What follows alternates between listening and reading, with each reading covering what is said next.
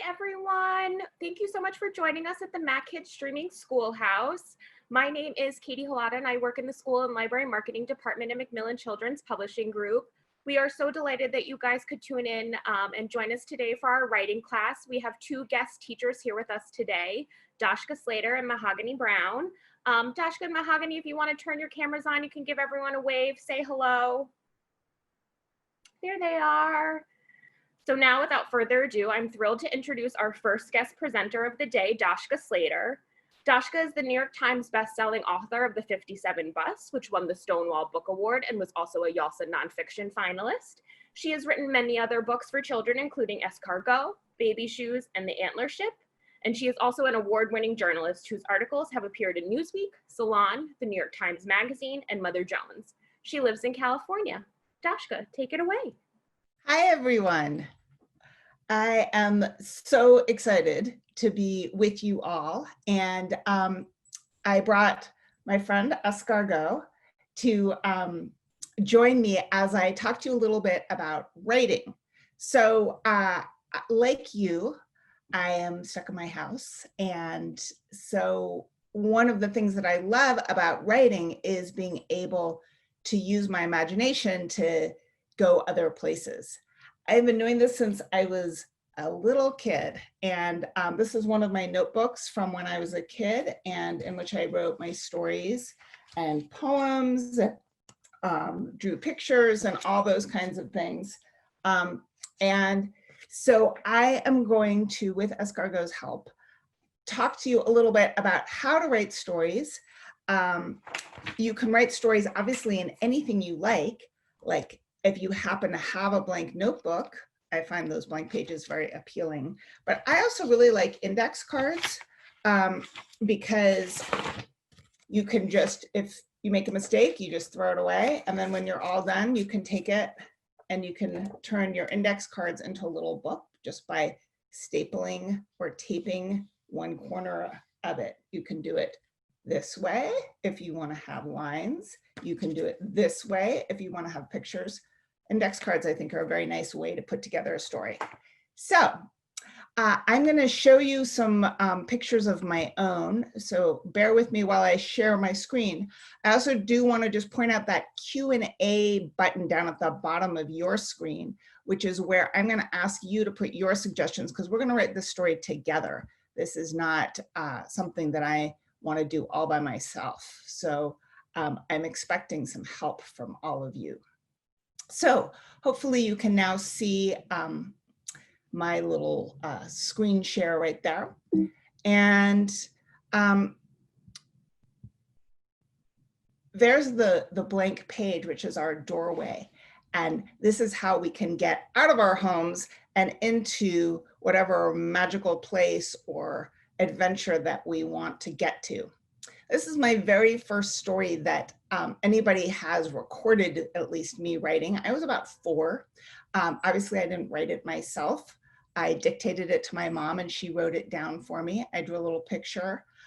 So you don't have to be a good writer, speller of words, former of letters. All you need to do is have the ideas in your head and then some nice person nearby who can write them down for you. So where do you get ideas for stories? Do they grow on trees? Do they come from cows? Do you find them in your closet or under your bed? I think that story ideas are everywhere.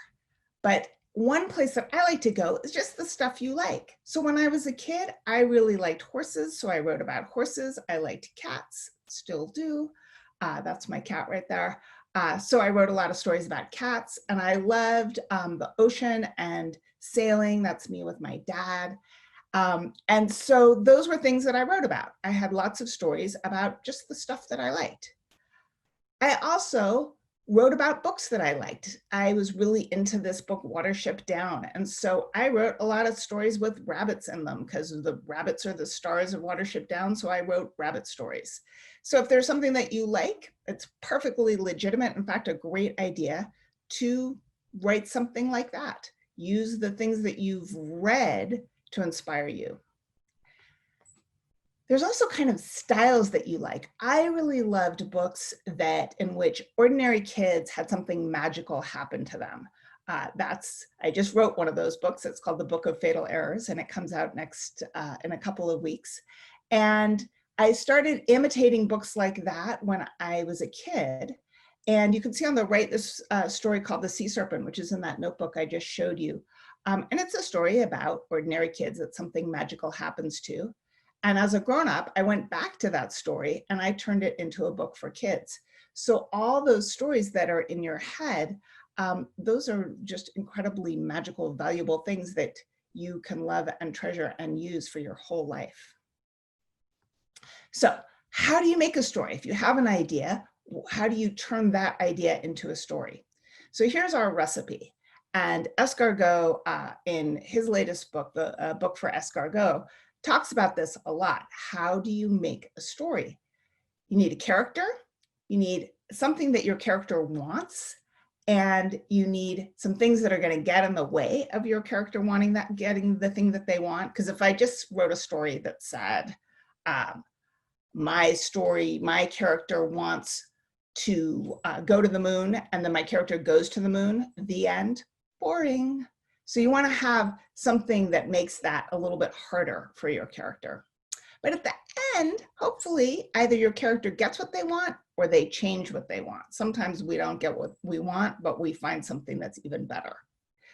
So those are your ingredients. You can add some pictures when you're done and then hand it over to your delighted and eager readers. So are we ready to do this? I hope so, because I really need your help. So when I say go, we're going to start writing. And what I'm going to do is I'm going to ask you a question. You're going to type in or get some friendly grown-up to type in for you right at that little Q&A area. You're going to type in an answer. So let's see if we can do this. Now, I'm just discovering that as I'm doing this, can't see the Q&A. So I'm going to do this without slides because who needs slides? And, oh, wait, did I find it? Nope. Yes, I can see it up here. All right, we can do this with slides then. So let's start with a character. So we need somebody who is going to be our main character. Any ideas? Our main character can be a person, can be an animal, can be a thing. Somebody give me something that might be a main character. Animal, person, something. Any ideas? So because I'm still waiting, I'm just going to throw out some possible ideas. And then a cat. Thank you, Madison. That's what I needed. Our main character is a cat. Let's give our cat a name. Anybody have an idea for a name for our kitty?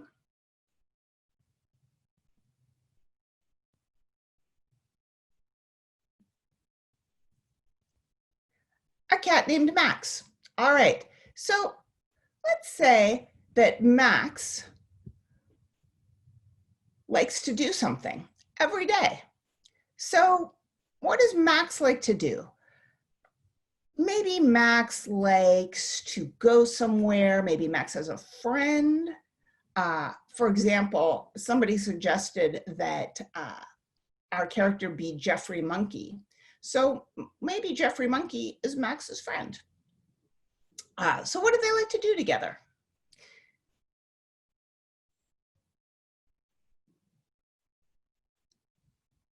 I see some of you are shy. So I'm just going to say, Escargot is counting on you. There we go. Go to the beach. Once upon a time, there were two friends, Max the cat, Jeffrey the monkey. And every day they like to go to the beach and jump around. But, dun, dun, dun, dun, one day, something changed. What was it? What changed one day to keep them from being able to do their favorite thing, which was going to the beach and jumping around? You know, on a normal day, they would go, they would jump, They might do some cartwheels, they might hop, they might skip, maybe they go into the water and jump, come out of the water and jump, but it was pretty much jumping all the livelong day. But one day, what changed? It rained. They were so sad because now when they jumped around on the beach, it was really not nearly as much fun because they were kind of damp, dripping. There were also jellyfish. In fact, it started raining jellyfish. So Max and Jeffrey could no longer go to the beach and jump around. And so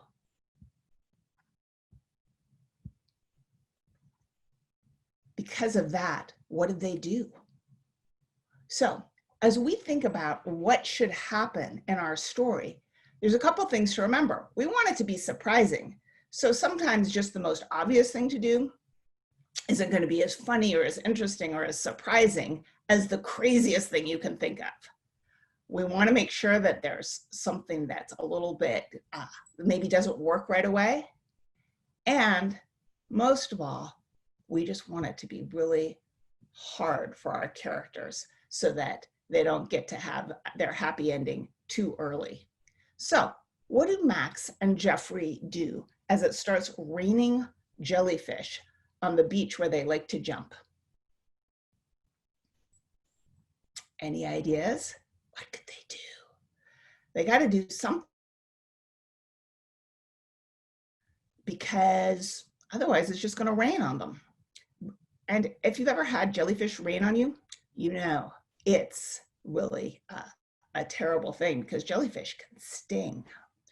So they get an umbrella. What a good idea. Max and Jeffrey, they get an umbrella, they open it up, but something doesn't work about that umbrella. Well, I'll tell you what doesn't work. It is so windy in this rainstorm that they find that their umbrella turns inside out, launching jellyfish up into the sky. So they are still really frustrated because all they want to do is jump around at the beach, but instead they've got jellyfish hanging from their whiskers, from their ears, from their little monkey tails. And so they have to leave. So what do they do next? They have to leave. Where do they go? Molly, I can hear you. Do you have a good idea? Let's hear it. So, you have to type it though. I can only hear you when you type. So they run inside to dry off. Where do they go? Can we put them in a surprising place? Let's find a surprising place for them to run inside with jellyfish hanging from their ears and their whiskers and their tails, jellyfish dripping down the backs of their necks, jellyfish in their clothes. It's terrible. It's a terrible situation. So where do they go? They meet Johnny and they go into a cave or a tent. What do you think, you guys? I think, or an arcade. So in our story, we want to have a bunch of things happen. So I don't have endless time, so we're going to move this along pretty fast. But if you were to write this story, let's think about what might happen in a cave or a tent or an arcade. Maybe they go into a cave, there's something scary in there, or there could be bats or bears, or there could be wolves, or there could be carnivorous chipmunks that run out and nibble on their tails. They go into a tent. Wow, maybe they find themselves in a tent, but it's kind of crowded for both a cat and a monkey. So maybe they don't get along in the tent. Maybe they start arguing. If they go into an arcade, wow, what kind of games would they play? They might be looking for a game that was as fun as jumping, or they might find monsters in any of those places. So let's say, just for the sake of argument, that they go into an arcade And in the arcade, they run around with jellyfish hanging off of them. They scare everybody. Everybody starts running, screaming, why is there a cat and a monkey with jellyfish hanging on them? And they cause a stampede. Everybody runs out of the arcade. They look up, they see the jellyfish pouring down, and they think, monsters! And so what do they do? We need to get a solution, by the way. So what happens now? We've got cat, monkey, all the people in the arcade running around, screaming, shouting monsters. How are Jeffrey and Max going to get their opportunity to jump? Who has an idea for a solution?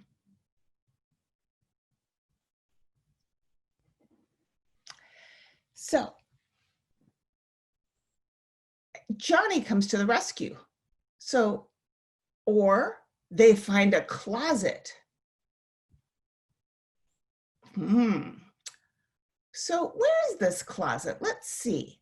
I'm imagining that they run back into the arcade and hide because they're so scared of all these monsters that everybody's yelling about that Jeffrey and Max are like, oh my goodness, monsters. So they run into the closet and they're hiding inside the closet saying, I don't know where these monsters are, but I sure hope they don't come get us. And then it gets very quiet because everybody's left the arcade.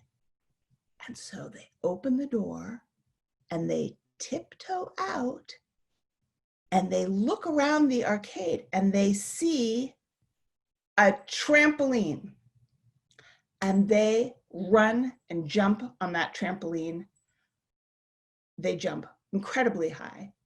They shake all the hanging jellyfish off of their ears and whiskers. And ever since then, when they go to the beach and it starts to rain, they go into the arcade and jump on the trampoline. The end. So, are you ready to write your own story? I hope you are. Here is where you're going to find your little recipe. And what you can think about when you come up with your story to write is who your character is, what your character likes to do, something that gets in the way of your character having their regular fun life, and then some things that get in the way, some problems, some ideas that don't work, until finally you come up with your solution. So I hope you get your little index cards and go off to write your own wonderful stories. So somebody asked, what about Johnny? Now, if you had an idea that you didn't say or that I didn't use, the marvelous, wonderful thing is that these cards or your notebook or your paper is the place to take all those ideas and run with them. Thanks so much for writing with me. Next up, we have Mahogany Browne for our second guest teacher of the day. Mahogany is a California-born, Brooklyn-based writer, organizer, mentor, and curator. She has published several books of poetry and facilitates performance poetry and writing workshops throughout the country. She is the current artistic director of Urban World NYC, and her previous books for young readers include Woke Baby and Black Girl Magic. Mahogany, take it away. Thank you.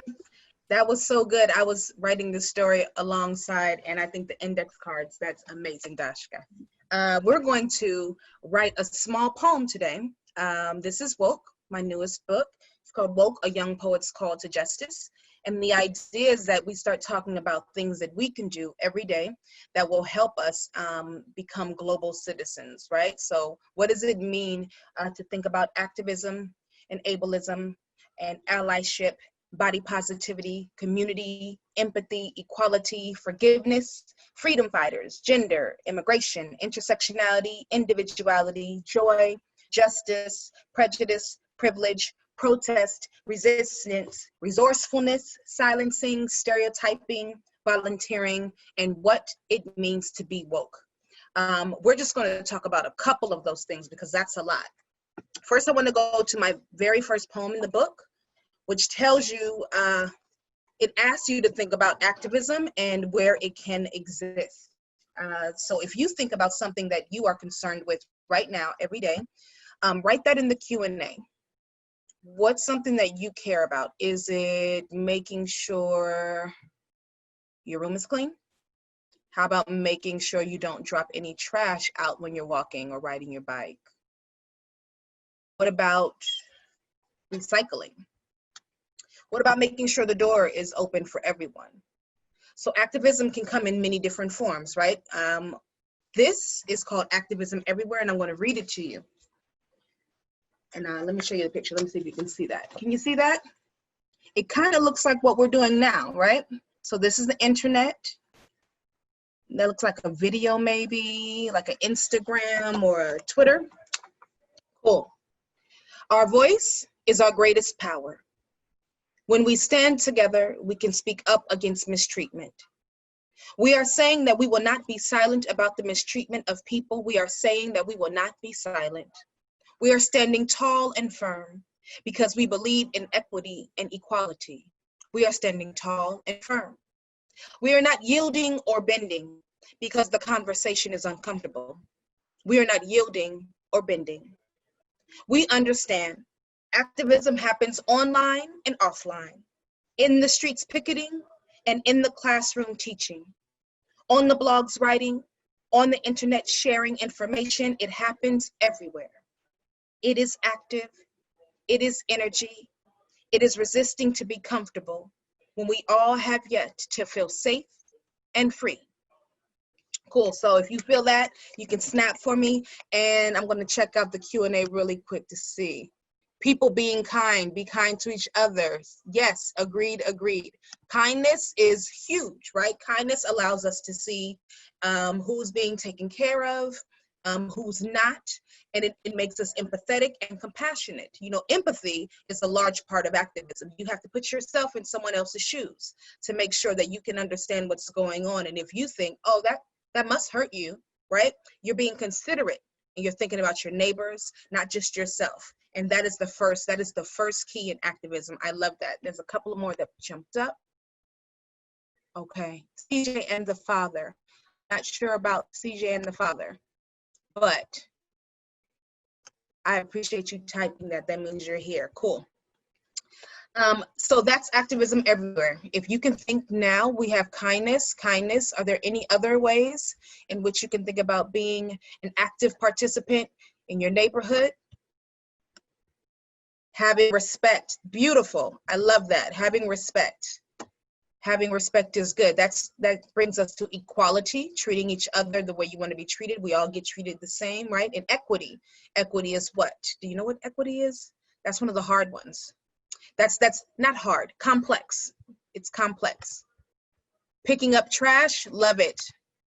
Environmental justice. Think about all the times that you pick up a little wrapper to make sure that it doesn't go to the ocean, right? You don't use plastic straws because you know how many tons of plastic is found in the sea, right? Those are other ways that you can think about being a global citizen. Beautiful.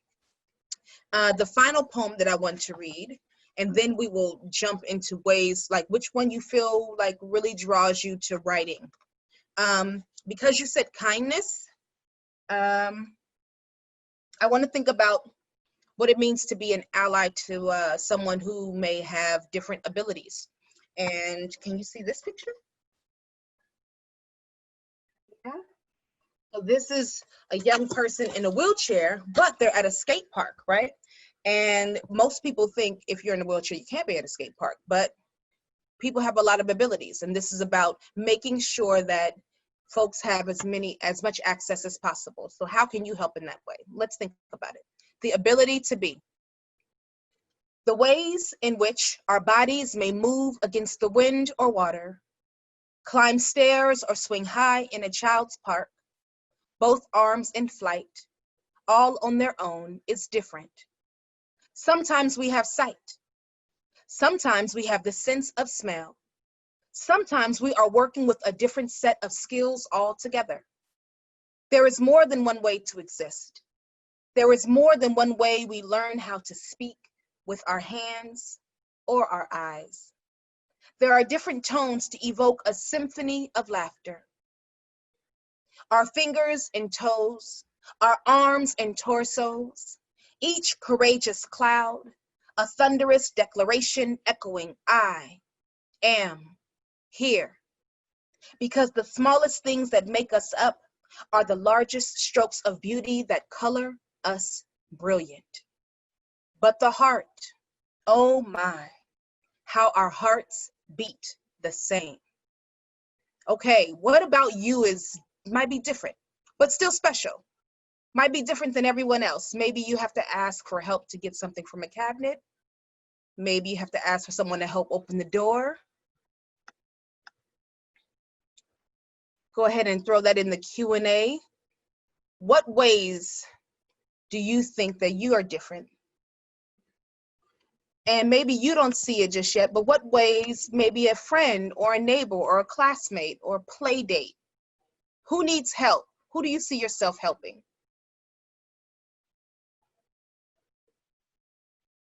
Age does not matter. I can't eat milk. Good. Okay. Me neither. I can't do milk. I have to have oat milk. And eyes and hair are different. Okay.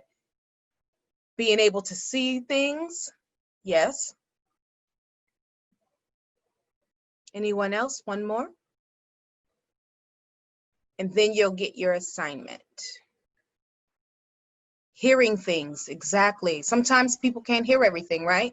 When Dashka was doing the class, I learned how to do this in the Hard for Hearing class.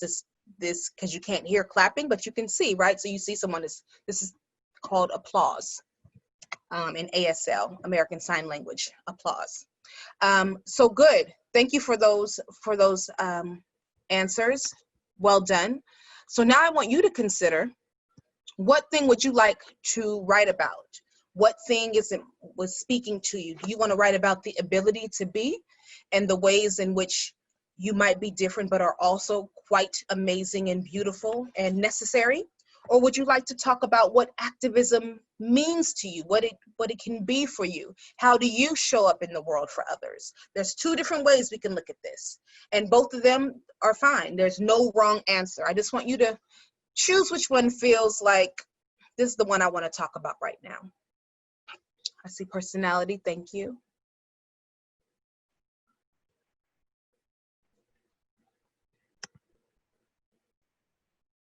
And once you have that idea, on the top of the page, just write down your name. You can have someone help you. If you know how to work that all on your own, even better. Okay? You wrote down your name, and now I want you, okay, I have one on activism, and I want you to write after your name, explains or talks about or believes. Which of those words feel good? Explains means you're going to describe something. Believe means that this is something you feel. Which of those would you like? And then your title of what you're going to talk about. It's going to be either someone wrote activism, which is great. And then of course we have personality up there. We can talk about Mahogany, believes, and personalities. That will be me. And the only thing that I want you to consider is the things that you know, that you see every day.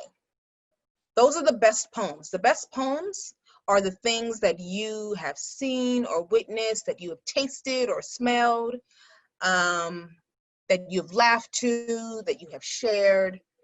Those things make really good poems because it makes people feel like they are there with you, okay? And so, if we're saying activism is what we want to talk about, just give me a couple of sentences. What do you believe it is? What do you want to change with your actions? If you're talking about your abilities, what are your abilities? What about you is special? Sometimes it's what we're watching on TV. I'm still watching Gumball. The Amazing Gumball is still one of my favorites. Sometimes we're turning on our music really loud and dancing, some good dance and yoga. That's a real good ability. If you know how to dance, you're ahead of the game. Let me tell you something. Ooh, someone said I'm doing kindness. Excellent. We need kindness in the world. So much of it. I can't wait. And you just have a couple of more minutes. Think of a color. Put color in there. What's your favorite color?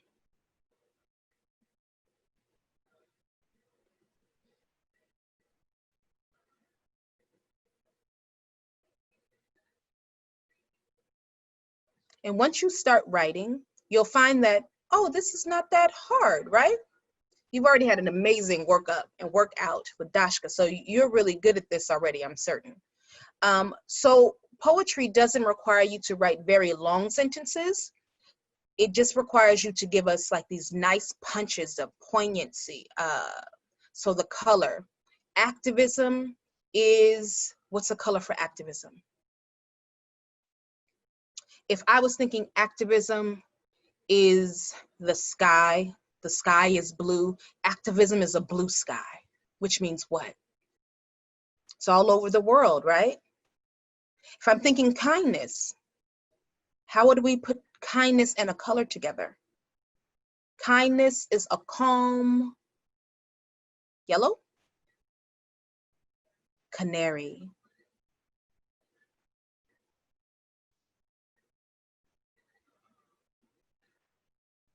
Kindness can also be a blue sky, right? All right, and we're down to our last couple of minutes. So if you would share one line in the Q&A, one line that you really like.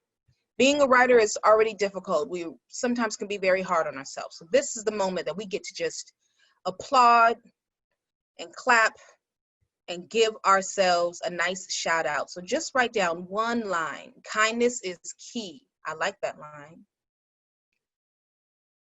Give me another one. It's another line from your poem in progress.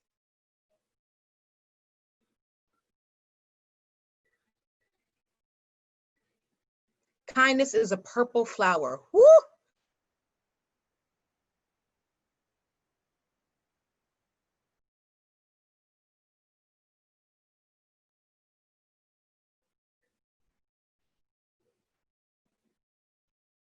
Time for one more. You can do it.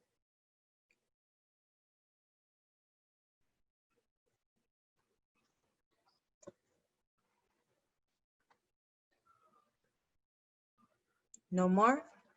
Okay, I'm gonna leave you with a small poem. This is just to say thank you for letting me talk about what woke means to you. Woke.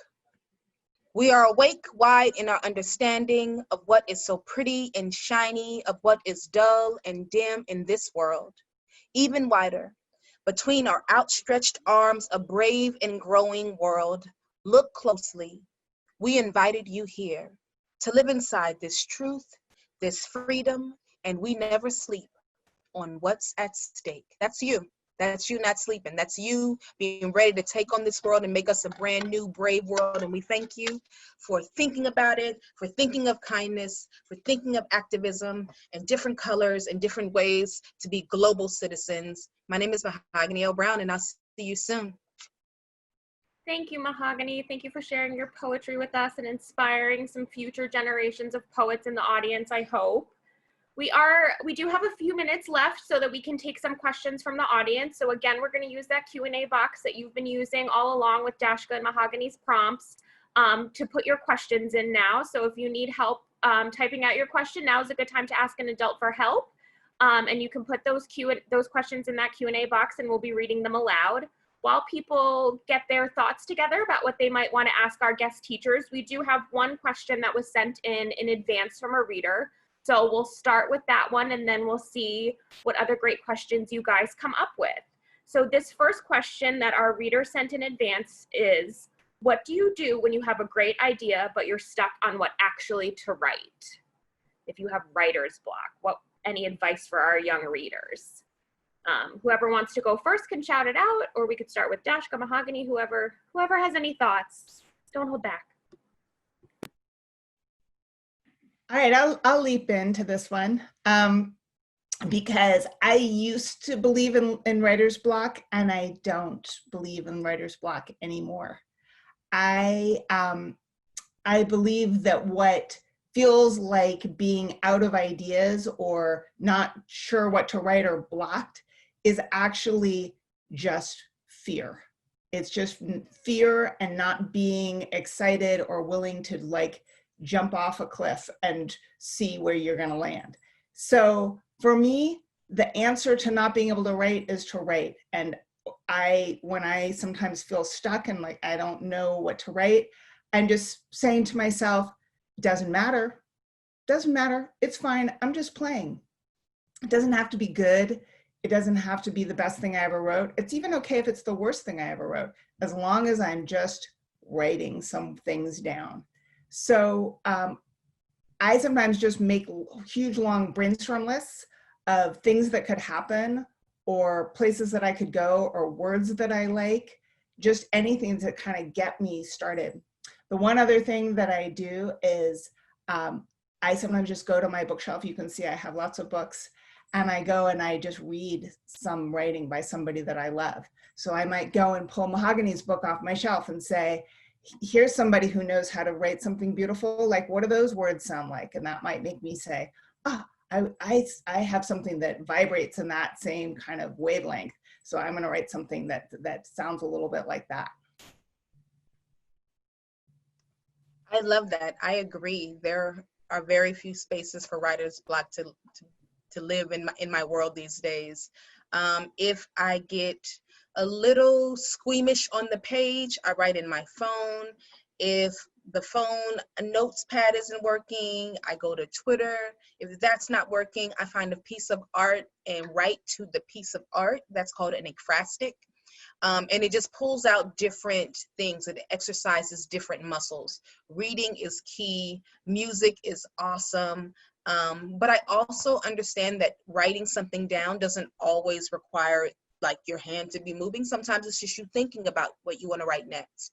And that process is super helpful for you getting your words together. So it doesn't feel like you've messed up or you're just going to hate everything. Sometimes it's your body needs to think about it, right? And then you return to the page fresh and invigorated. Thank you guys for that. Molly would like to know, how did you get your jobs? Well, I've been a poet for a very long time, and it was definitely by accident because I went to school and it was like, poetry, that's a job? And I had to fight it out and show the people in my world that it was a job, because it led me to teaching in spaces. It allowed me to write for magazines and newspapers and travel the world. I went to Poland, Warsaw as the first American poet represented by the U.S. Embassy because they had never seen performance poetry before. And so I was the introduction to that. And it really just required me to think differently, a little bit out of the box of what poetry can mean. So it can exist on the page, like in books. It can exist as a video, like a music video, or like a movie, a small film. It can exist on the stage, like a play. And I just had to try a little bit of everything. So I think my story is kind of similar. I always wanted to write. It's the only thing that I ever wanted to do. I did some other jobs too, because I thought like that was how you made a living, was that you had to do something else that wasn't writing. And then I kept on wanting to write. And so eventually I discovered that I could be a writer and have that be my life. So I started working as a journalist and learned how to write about true things. You know, I started out as a poet too, which is, I think, the best training in the world for learning how to use words in a way that is, you know, really moves people. And then by being a journalist, I learned some other skills and I kind of put those together and I learned how to write fiction and write books for children. And so I've done a lot of different kinds of writing, and everything that I do kind of helps me do other kinds of writing. So yeah, I don't know, nobody ever just said like, now you're a writer, you know, here's your special writing crown. It was more like I kept doing it, and eventually it was like, I guess that's what I am. I love that. So we have time for one more question, and I think this is a good question to end on because it kind of teases a little bit to what's to come. One of our readers would like to know, what are you working on now for kids? If so, if you can share with us what you're working on for your next project for young readers, please do give us a few lines for our attendees. I want to run and grab the book that I want to show everyone. So,